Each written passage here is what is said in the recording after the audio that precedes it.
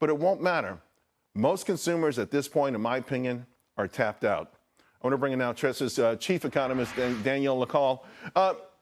So, Daniel, many companies now taking action. The pocketbooks are shrinking. McDonald's has the $5 meal. Target's going to lower prices on 3,000 items. We're seeing signs of this. I just want your thoughts on the true health of the American consumer.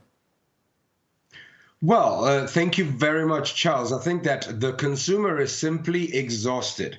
If we look at the data points, it is absolutely evident when we look at consumer confidence. The consumer confidence survey was bad, not just in the current environment, but also in expectations.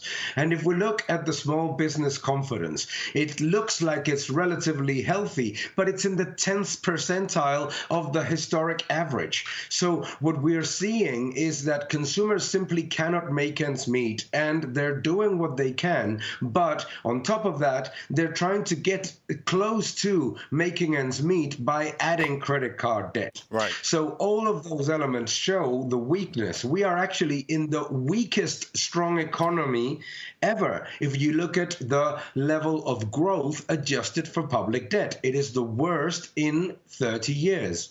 So where does that put us with chances of a recession? No one on Wall Street thinks it's going to be a recession, which makes me really believe there might be one.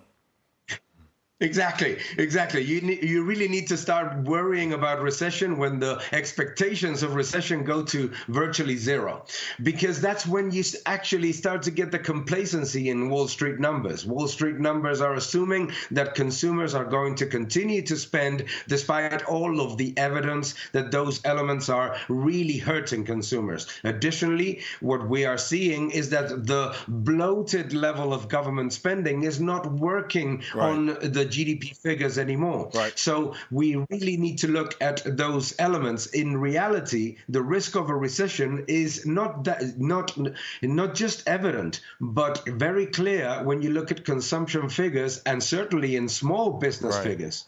I only have 30 seconds, so it's hard. The show's over in a minute, right? So Mary Daly's saying that everyone trusts the Fed. Are they too cocky at this point?